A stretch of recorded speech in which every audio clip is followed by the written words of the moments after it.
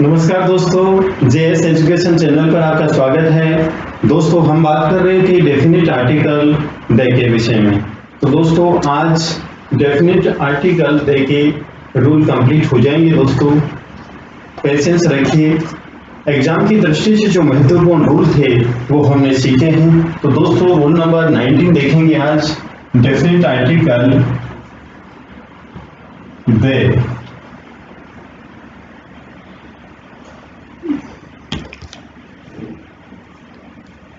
Definite article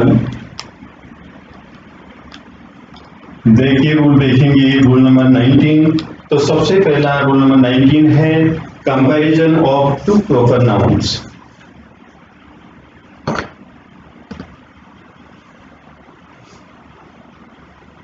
comparison of to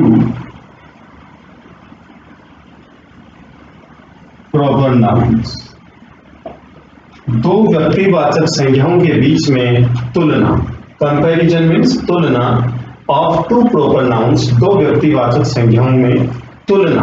तो दो व्यक्तिवाचक संज्ञाओं में तुलना करने के लिए हमें डेफिनेट आर्टिकल दे का प्रयोग करना होगा। तो सेंटेंस कैसे होंगे दोस्तों, देखिए। जैसे नंबर 1 एग्जाम्पल है, मुंबई is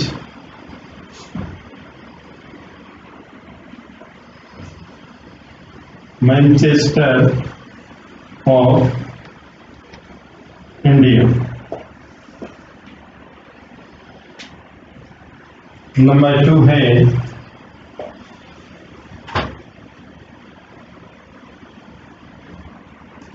कश्मीर is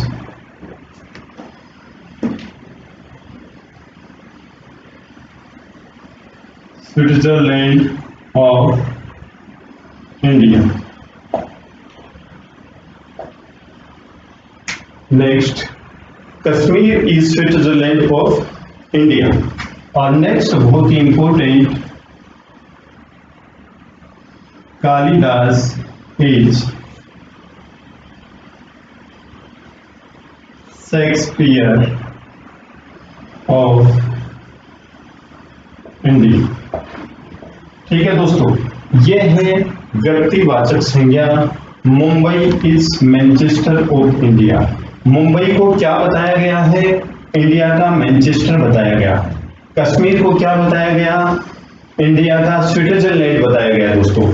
और यहाँ पर कालिदास को क्या कहा गया है कि हमारे भारत का शेक्सपियर, हमारे भारत का शेक्सपियर है। तो ऐसी स्थिति में हमने कालिदास को क्या बताया गया है? इस सेंटेंस में कालिदास को शेक्सपियर कहा गया है, कश्मीर को स्विट्जरलैंड बताया गया है, किसका? इंडिया का। और मुंबई को मैनचेस्टर बताया गया है, इंडिया का।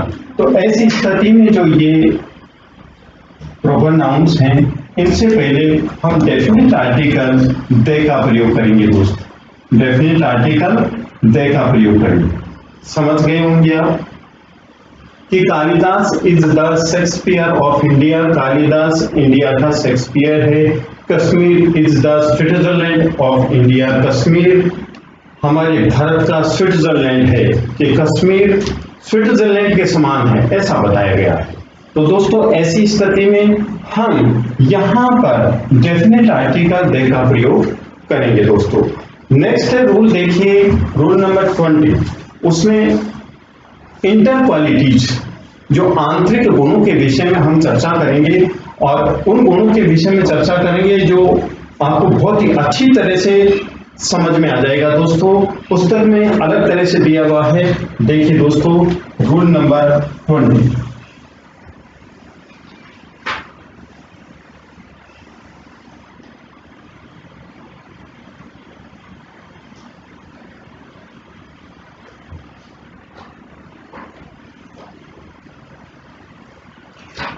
रूल नंबर 20 क्या है? Inner qualities. Inner qualities, rule number 20, inner qualities. Inner qualities का मतलब आंतरिक गुण। आंतरिक गुण। आंतरिक गुण जैसे एक माँ में मातृत्व गुण होता है, पिता में पितृत्व का गुण होता है, टीचर में एक शिक्षक का गुण होता है। तो इस प्रकार के जो गुण होते हैं उनके विषय में हम बात करते हैं दोस्तों। देखिए, नंबर 1 है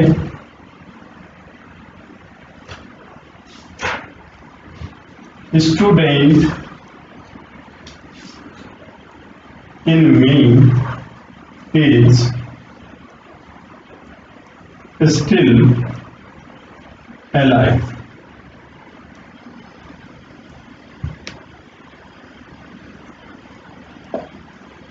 Number 2,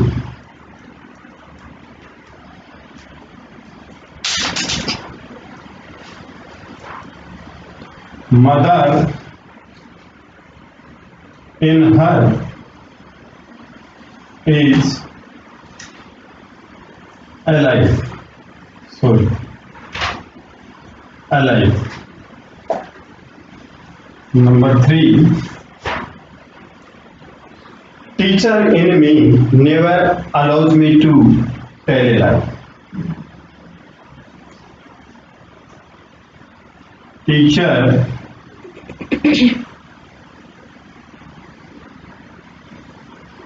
in me never allows me to tell a lie. तो देखिए दोस्तों ध्यान से, स्टूडेंट इन मी, स्टूडेंट विद्यार्थी, इन में मेरे अंदर विद्यार्थी, इज है, स्टिल अलिव अभी तक जीवित है, विद्यमान है। तो यहाँ पर विद्यार्थी नहीं लिया गया, विद्यार्थी का गुण के विषय में बात की गई है। और यहाँ पर मदर इन हर, उसमें मातृत्व का जो गुण है इज अलिव अभी तक भी विद्यमान है, जीवित है। टीचर इन में, टीचर का जो गुण है इन में मेरे अंदर, नेवर अलाउज कभी भी मुझे अनुमति नहीं देता है, मी मुझे, टू टेल ए लाई झूठ बोलने की अनुमति नहीं देता है। तो दोस्तों इस प्रकार के जो गुण होते हैं, आंतरिक गुण, आंतरिक जो विशेषताएं होती हैं, ऐसी स्थिति में हम इनसे पहले डेफिनेट आर्टिकल दे का प्रयोग करते हैं। डेफिनेट आर्टिकल दे का प्रयोग करते हैं। यहाँ पर विद्यार्थी के गुण के विषय में बताया गया है, मातृत्व के गुण के विषय में बताया, यहाँ पर शिक्षक के गुण के विषय में बताया गया है, न कि यहाँ पर कॉमन नाउन के विषय में बात की जा रही है। यहाँ पर दोस्तों विद्यार्थी के गुण, माता के गुण और टीचर के गुण के विषय में बात की जा रही है। तो ऐसी स्थिति में हम डेफिनेट आर्टिकल दे का प्रयोग करेंगे। एक बार और देखिए कि स्टूडेंट इन मी, मेरे में, स्टूडेंट का मतलब विद्यार्थी का गुण, इज है, स्टिल अभी तक अलाइव जीवित है, विद्यमान है, अभी तक मेरे अंदर विद्यार्थीपन विद्यमान, विद्यार्थीपन है। और मदर इन हर, उसमें मातृत्व का गुण इज अलिव अभी तक विद्यमान है। इन हर दिया हो ना, इन हर, उसमें मदर, मदर है, उसके अंदर मदर है, इज अलिव अभी तक विद्यमान है, उसमें मदर, मदर मीन्स मातृत्व का गुण विद्यमान है, उसमें मातृत्व का गुण विद्यमान है। टीचर इन में मेरे अंदर टीचर का गुण विद्यमान है। नेवर अलाउज मी, मुझे कभी भी अनुमति नहीं देता है, टू टेल ए लाई झूठ बोलने की अनुमति नहीं देता है, कभी भी मुझे टीचर का जो गुण है कभी भी झूठ बोलने की अनुमति नहीं देता है। तो ऐसी स्थिति में दोस्तों यहाँ पर इनकी इनर क्वालिटीज के विषय में बात की जा रही है। तो ऐसी स्थिति में हम डेफिनेट आर्टिकल दे का प्रयोग करते हैं दोस्तों, डेफिनेट आर्टिकल दे का प्रयोग करते हैं। अब नेक्स्ट रूल है दोस्तों, रूल नंबर 21। देखिए,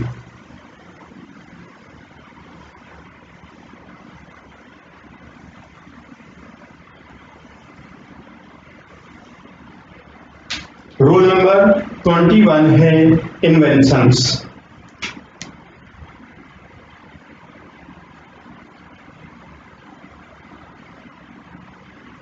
इन्वेंशंस मीन्स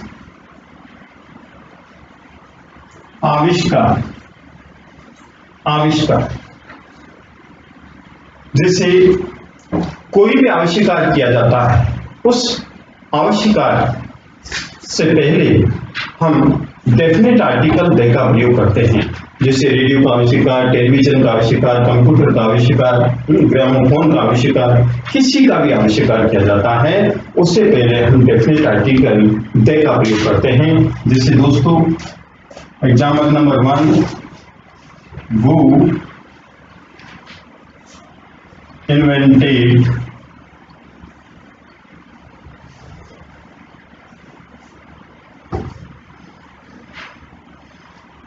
रेडियो।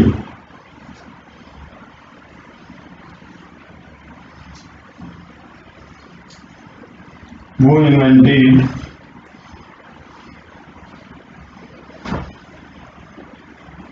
टेलीविजन। वो invented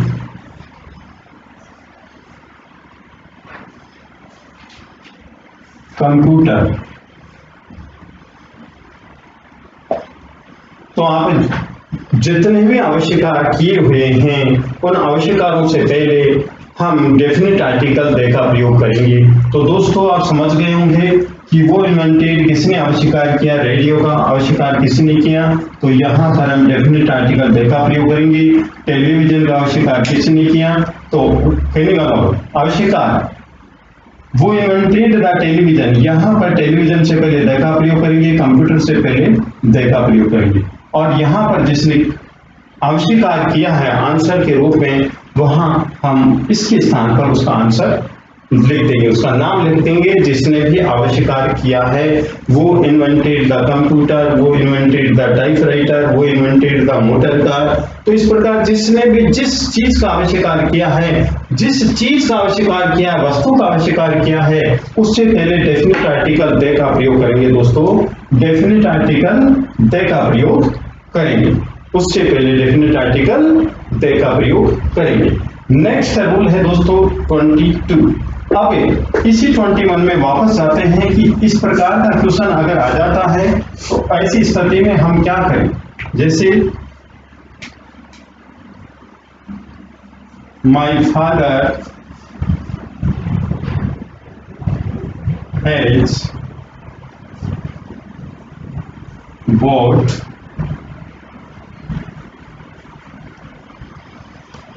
television. My father has bot A television, मेरे पिताजी ने एक टेलीविजन खरीदा। तो ऐसी स्थिति में यहाँ हम डेफिनेट आर्टिकल का प्रयोग नहीं करेंगे, यहाँ पर इंडेफिनेट आर्टिकल ए का प्रयोग करेंगे। दोस्तों ये आपको ध्यान रखना है, इसका आपको ध्यान रखना है। अब रूल नंबर 22 देखिए, rule number 22, musical instrument. Musical instrument,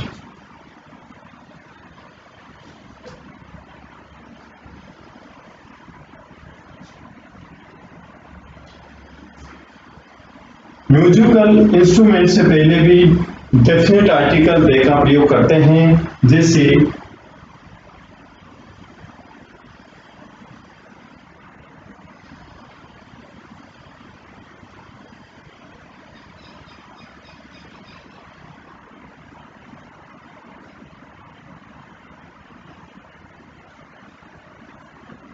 सी pledge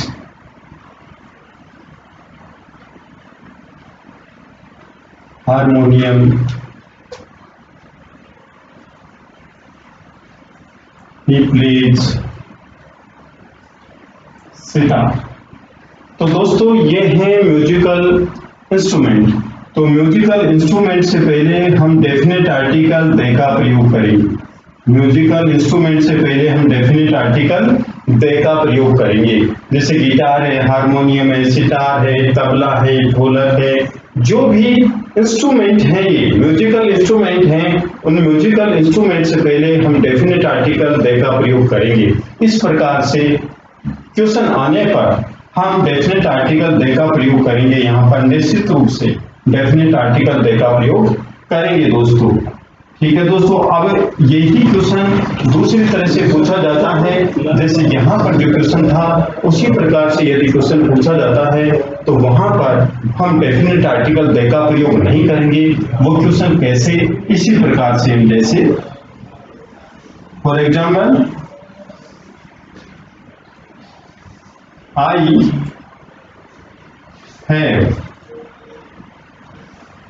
bought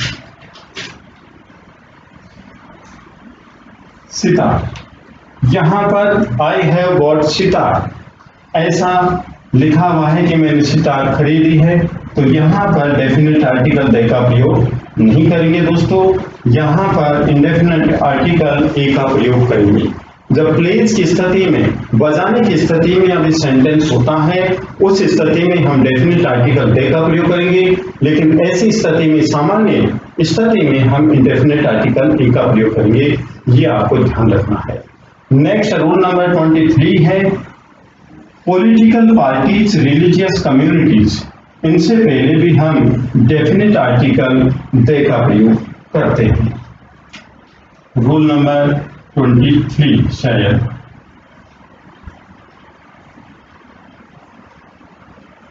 political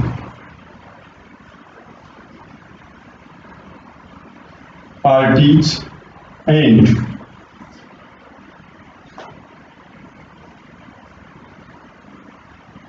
religious communities से पहले डेफिनेट आर्टिकल दे का प्रयोग करते हैं, जैसे एनडीए, बीजेपी,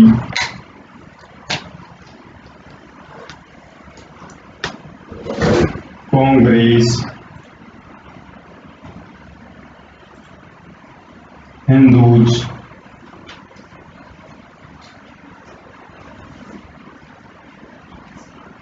मुस्लिम्स, इस प्रकार से। तो दोस्तों जैसे एनडी है, पॉलिटिकल पार्टी है, तो इससे पहले हम डेफिनेट आर्टिकल दे का प्रयोग करेंगे। बीजेपी पॉलिटिकल पार्टी, तो डेफिनेट आर्टिकल दे का प्रयोग करेंगे। Congress political party, definite article the का प्रयोग करेंगे, Congress I. Hindus religious community है, तो डेफिनेट आर्टिकल दे का प्रयोग करेंगे। मुस्लिम्स डेफिनेट आर्टिकल दे का प्रयोग करेंगे दोस्तों।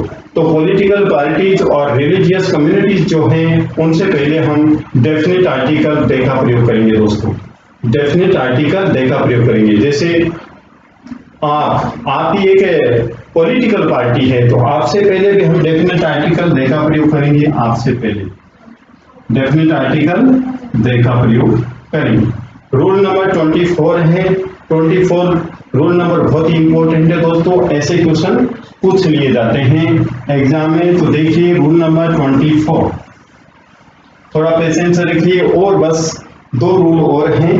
रूल नंबर 24 देखिए, नाउन प्लस नाउन, जैसे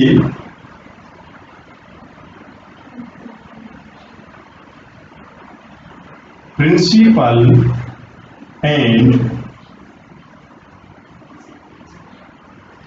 chief guest have arrived.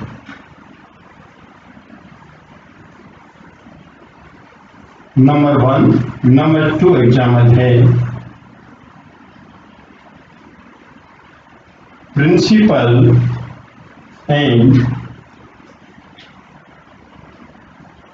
Chief guest has arrived. अब 2 सेंटेंस हैं, इनमें आपको क्या अंतर दिखाई दे रहा है? देखिए, फर्स्ट एग्जाम्पल है principal and chief guest have arrived. Second example principal and chief guest has arrived. इनमें अंतर है दोस्तों, यहां पर हेल्पिंग वर्ब का।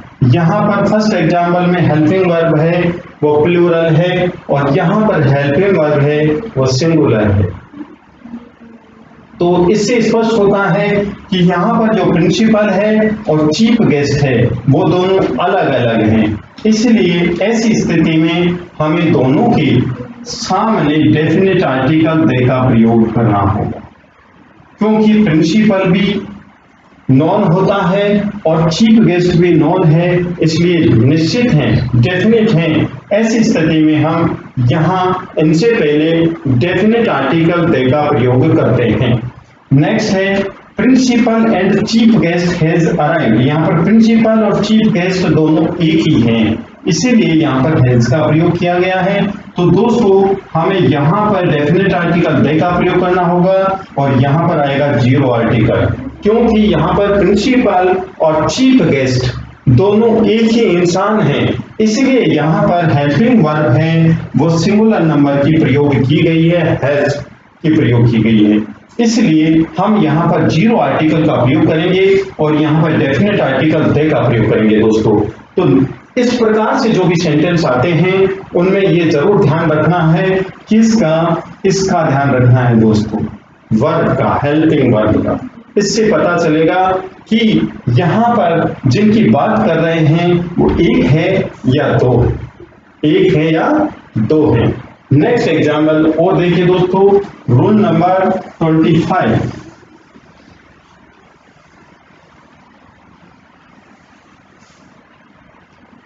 रूल नंबर 25 है जो भी बॉडी पार्ट्स नेम है उन सबसे पहले दोस्तों, ये तो सामान्य नियम है, सभी लोग जानते हैं आप, जो बॉडी पार्ट्स हैं उन सबसे पहले हम डेफिनेट आर्टिकल दे का प्रयोग करते हैं।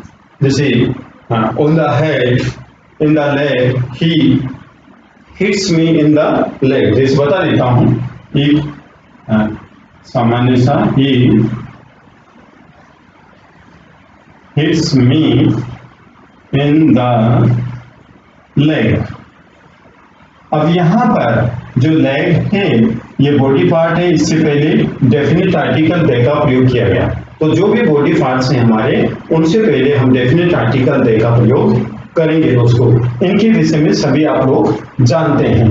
तो रूल नंबर 25 देखिए, रूल नंबर 25 है जिसमें जैसे office, cinema, theatre, picture, circus, station, bus stop, इनसे पहले डेफिनेट आर्टिकल दे का प्रयोग करेंगे। लिख रहा हूं,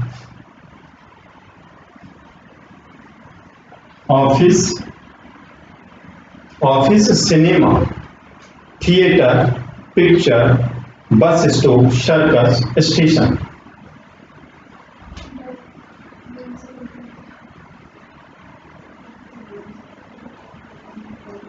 theatre, circus, station, bus stop,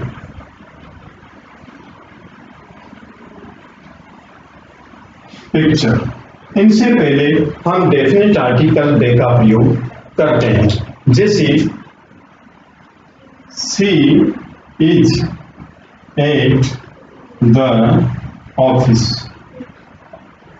she is at the office, तो यहां पर हम डेफिनेट आर्टिकल दे का प्रयोग करेंगे। जैसे नेक्स्ट है he is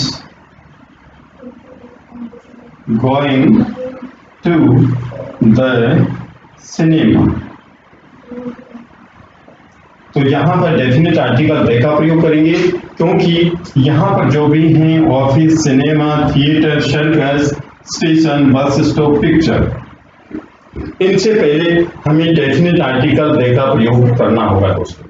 तो दोस्तों ये हुई आपके डेफिनेट आर्टिकल दे के प्रयोग। अब हम नेक्स्ट क्लास में omission of the articles, no use of the articles, जहां पर आर्टिकल का यूज नहीं किया जाता है, उन कंडीशंस के विषय में जानकारी प्राप्त करेंगे दोस्तों कि कहां पर हम डेफिनेट आर्टिकल दे का प्रयोग नहीं करते हैं। ऐसी स्थितियों की जानकारी प्राप्त करेंगे नेक्स्ट वीडियो में। तो दोस्तों यदि आपको ये वीडियो पसंद आया है तो आप लाइक कीजिए, शेयर कीजिए, कमेंट कीजिए, सब्सक्राइब कीजिए। धन्यवाद।